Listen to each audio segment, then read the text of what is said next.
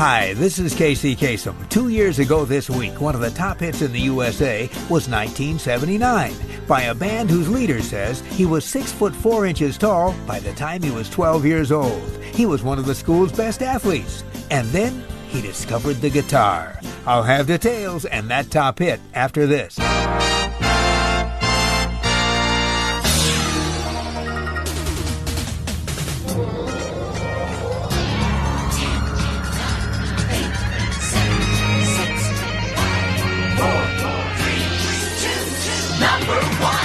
Hello again, everybody, and welcome to Casey's Top 40. I'm Casey Kasem, and I'm all set to count down the 40 biggest hits on the pop chart.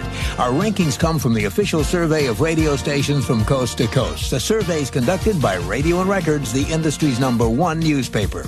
Well, we have 3 debuts this week, including the first top 40 hit for a hot alternative rock band called Smashing Pumpkins. But before we start counting down to #1, let's take a look at the songs that topped the chart last week.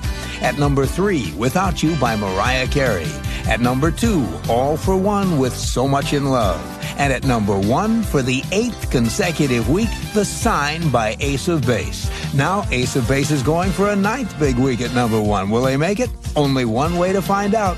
Let the countdown begin. Number 40. Our first debut is by that hot alternative rock band called Smashing Pumpkins. The Chicago-based group has been a huge underground success since 1991, and now they have their first top 40 hit. From the double platinum CD Siamese Dream, here's Smashing Pumpkins and Disarm.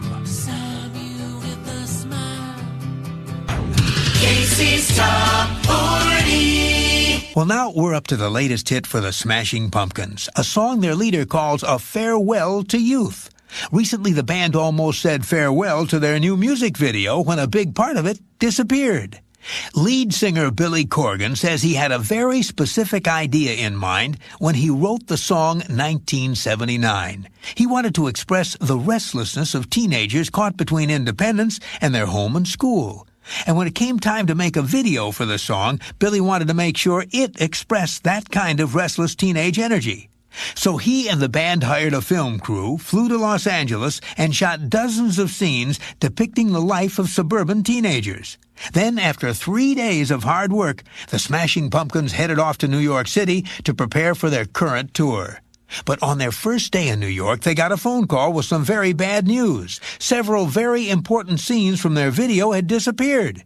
It seems that someone had set the tapes on top of their car and accidentally driven off. The tapes were rolling around somewhere on the streets of L.A., and nobody knew where. So Billy and the band flew right back to L.A., and the next day they recreated all the missing scenes. It was a lot of hard work done under a lot of time pressure. But Billy says it gave the video just the kind of restless energy he'd been looking for. These days, that music video is one of the hottest clips on MTV. And this week, the song Billy Corgan calls A Farewell to Youth climbs a notch to number 9 on Casey's Top 40.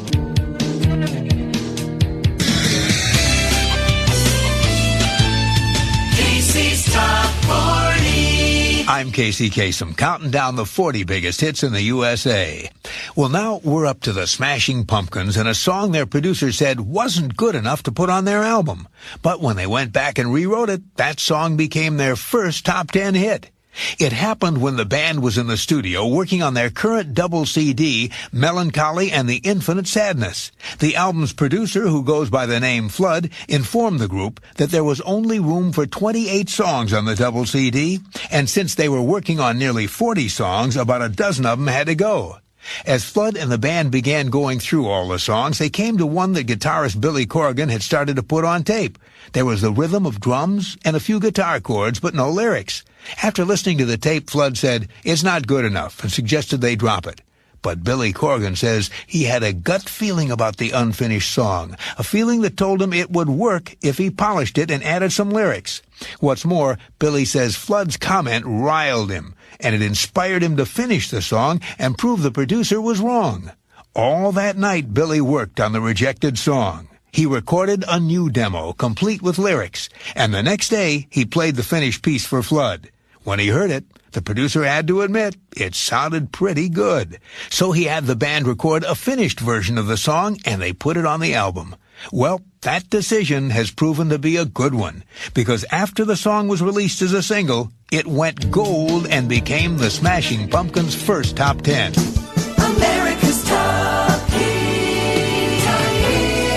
2 years ago this week, one of the top hits in the USA was by a band whose leader says he was 6 feet 4 inches tall by the time he was 12 years old.